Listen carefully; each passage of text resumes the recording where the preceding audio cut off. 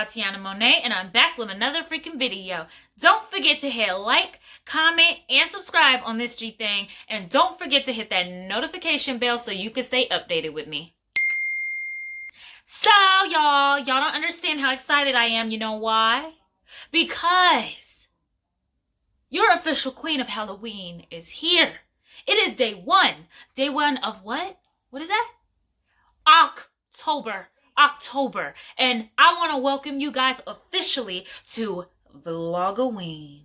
Yes. So, alright guys, so the first on my Oktoberfest, Spooky Fest season of movies that you need to watch in October. The first on the list is Night of the Living Dead, made in 1968.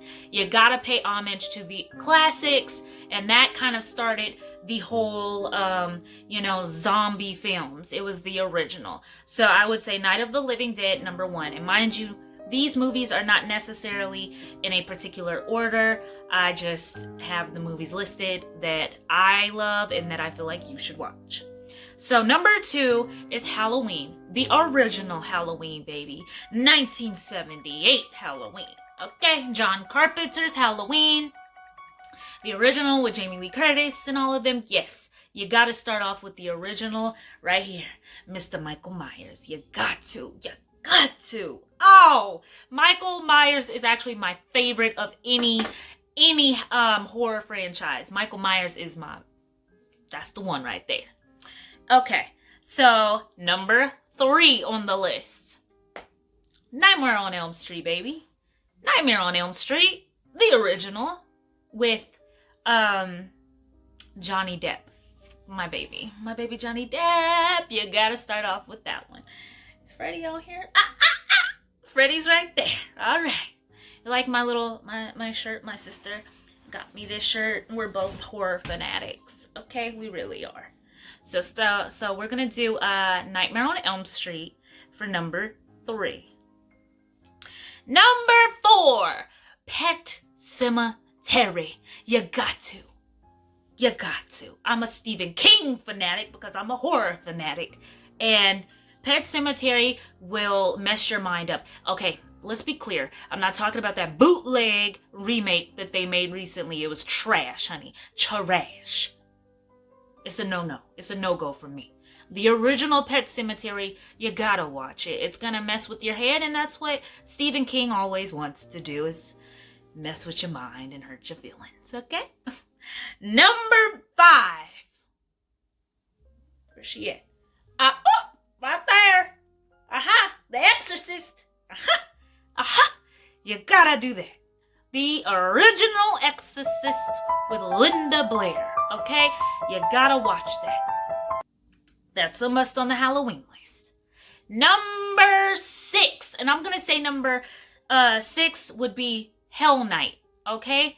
Hell Night is not maybe one of the mainstream Halloween movies that you would normally think of, but Hell Night stars Linda Blair.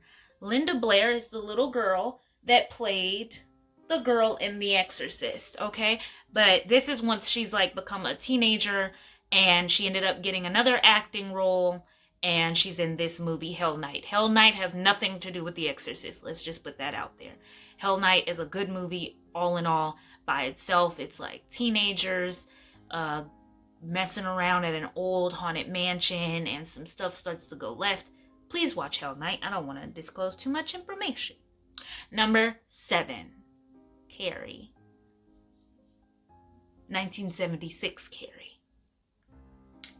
Once again, created by the king himself, Mr. Stephen King. Okay? The original Carrie. That's a must. Number eight, Child's Play. The original Child's Play. Once again, you're gonna hear me say original a lot because some remakes are just trash. This is no exception. I know y'all went to go see this last Child's Play, and I know you had to know that doll was just, that doll looked like his name should have been Chad. Chad, I don't know what Chad was doing. Like what kind of hairdo did they give my boy? They gave his name is Chad, period. In my book, his name is Chad. He looked a mess. His voice was trash. The movie was trash. That's all I'm gonna say. The original Child's Play, please watch that one. Okay? Not this new age crap. Number 9. Jeepers Creepers. Oh, Jeepers Creepers. Where'd you get those peepers? Jeepers Creepers. Where'd you get those eyes? That's a terrifying song.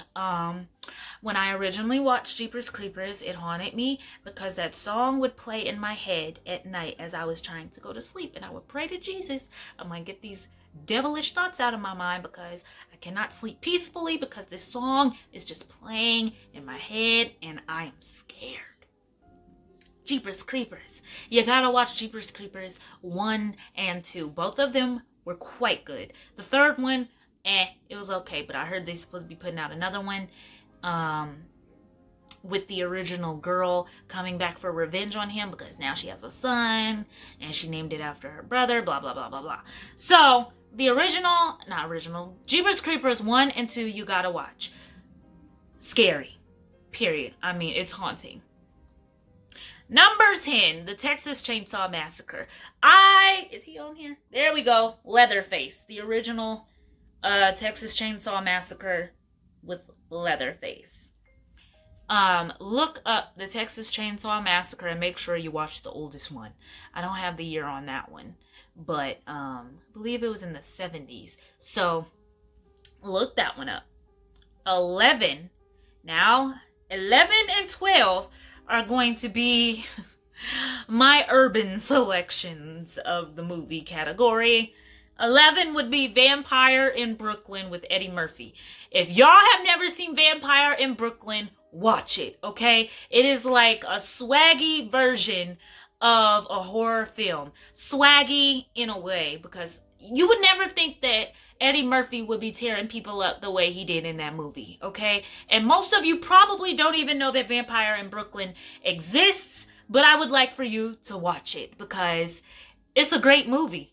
I mean, Eddie Murphy is so versatile. Y'all would be like, I know this is not Eddie Murphy as a vampire. Yes. The boy killed it. He killed it. So, 11, Vampire in Brooklyn. Number 12, and the last on the list, this would also fall into the urban category.